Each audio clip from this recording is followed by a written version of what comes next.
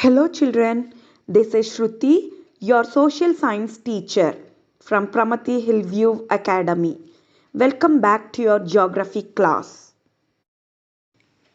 In our previous class, we have learnt the first four topics such as importance of manufacturing, the first topic, contribution of industry to national economy, the second topic, industrial location, the third topic, and classification of industries, the fourth topic, below the concept of manufacturing industries. Isn't it, children? Now, in today's session, let us learn a very important topic below the concept of manufacturing industries, that is about agro-based industries, the fifth topic. Come children, let us begin with the fifth topic, that is agro-based industries. Agro-based industries. Industries that are based on agricultural raw materials belong to this category. For example, cotton, jute, silk, sugar, woolen textiles, edible oil, etc. Major agro-based industry of India include textile industry and sugar industry. Textile industry. This industry contributes significantly to industrial production 14%, employment generation 35 million persons directly, and foreign exchange earnings about 24.6%. It also contributes 4% towards GDP, that is gross domestic production. It is the second largest industry after agriculture and possesses unique position in the Indian economy. It is the only industry in the country that is self-reliant and complete in the value chain, that is from raw material to the highest value added products. Now let us learn about cotton textiles. Cotton textiles. In ancient times, cotton textiles were produced with hand spinning and handloom weaving techniques. After the 18th century, power looms came into use. As on 30th November 2011, there were nearly 1946 cotton and human-made fiber textile mills in the country. About 80% of these are in the private sector and rest are public and cooperative sectors. Do you know, children? The first successful textile mill in India was established in Mumbai in 1854. Early phase of cotton textile industry in India. In the early years, the cotton textile industry was concentrated in the cotton growing belt of Maharashtra and Gujarat because of availability of raw cotton, a good market, transport including accessible port facilities, easily available labor, moist climate, etc. In present time, spinning industry continues to be centralized in Maharashtra, Gujarat and Tamil Nadu. Weaving industry is highly scattered for incorporating traditional skills and designs of weaving in cotton, silk, zari, embroidery, etc. Employment generation through cotton mills. Do you know, children? This industry provides livelihood to farmers, cotton ball pluckers, and workers engaged in ginning, spinning, weaving, dyeing, designing, packaging, tailoring, and sewing. By creating demands for additional materials, it supports chemicals and dye industries, mill stores, packaging materials, industry and engineering works. The hand-spun khadi provides large-scale employment to weavers and is important as a cottage industry. India as a cotton exporter. India exports yarn to Japan as well as to other countries like France, USA, UK, Russia, European countries, Nepal, Singapore, Sri Lanka and African countries.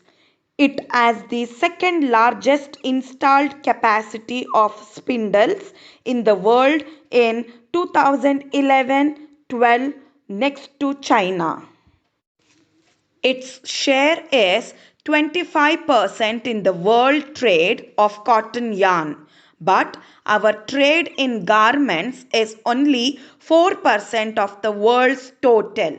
Now, our country has spinning mills that can compete at global level. There are some large and modern factories in these segments, but most of the production is in fragmented small units which cater to the local market. This mismatch between spinning and weaving results in many of our apparel or garment manufacturers importing fabric while spinners export cotton yarn. Challenges for cotton textile industry. Cotton industries have made significant increase in the production of good quality long staple cotton, but the need to import is still there because of high demand. The industry suffers from problems like outdated machinery leading to low productivity, irregular power supply and stiff competition from the synthetic fiber industry. Now let us discuss about jute textiles. Jute textiles. India is the largest producer of raw jute and jute goods. It stands second in the jute export after Bangladesh. In 2010-11, the jute industry was supporting 3.7 lakh workers directly and another 40 lakh small and marginal farmers who were engaged in cultivation of jute and mesta, a substitute plant for jute. The first jute mill was set up near Kolkata in 1859 at Risra. After partition in India in 1947, the jute mills remained in India, but three-fourths of jute producing area went to Bangladesh. As of 2010-11, there were about 80 jute mills in India. Most of these are located in West Bengal, mainly along the banks of Hooghly River.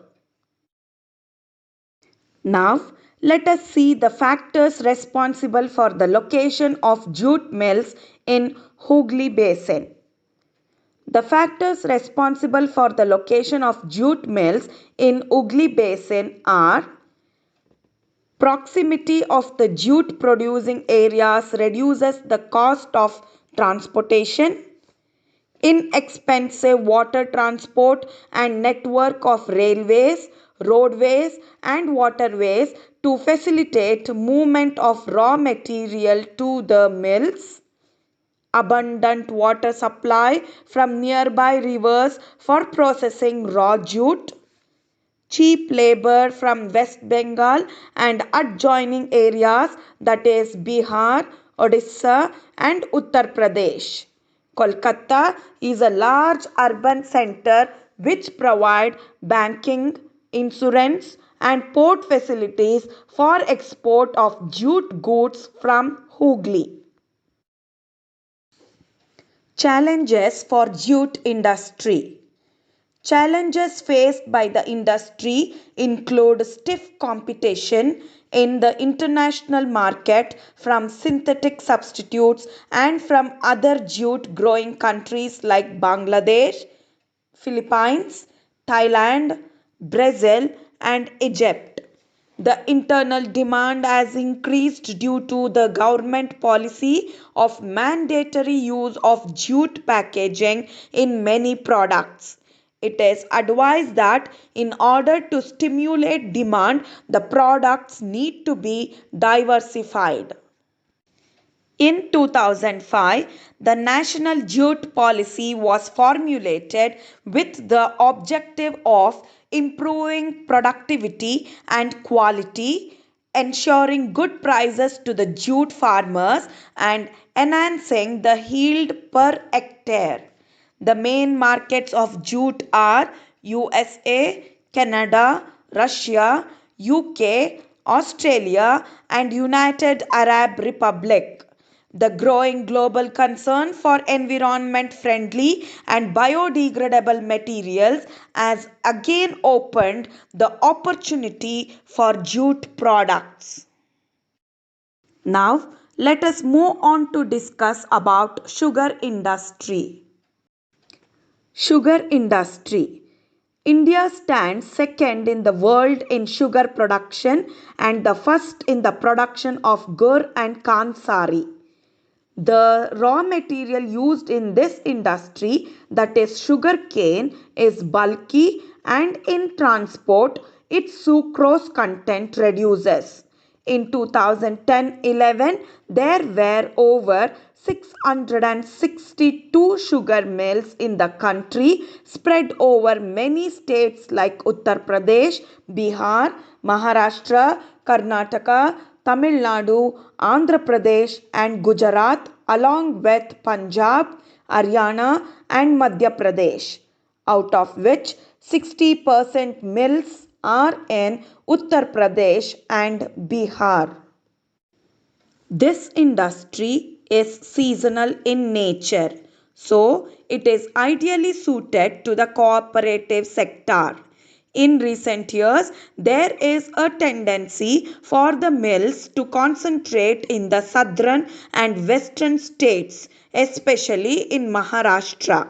This is because the cane produced here has a higher sucrose content and relatively cooler climate also ensures a longer crushing season. Moreover, the cooperatives are more successful in these states. Challenges for sugar industry. Major challenges include the seasonal nature of the industry, old and inefficient methods of production, transport delay in reaching cane to factories, and the need to maximize the use of byproducts like bagasse. So, in today's session, children, we have learnt a very important topic below the concept of manufacturing industries, that is about agro-based industries, the fifth topic. To recapitulate, children, agro-based industries. Industries that are based on agricultural raw materials belong to this category. For example, cotton, jute, silk, sugar, woolen textiles, edible oil, etc. Major agro-based industry of India include textile industry and sugar industry.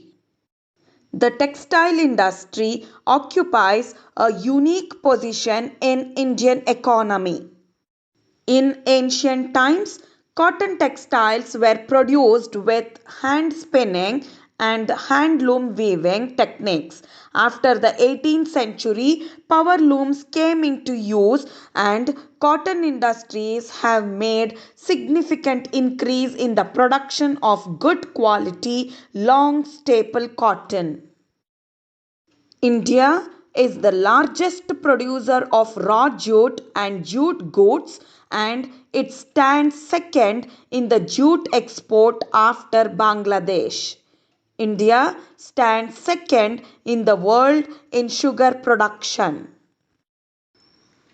I hope all of you have understood the concept, children. Meet you in the next class.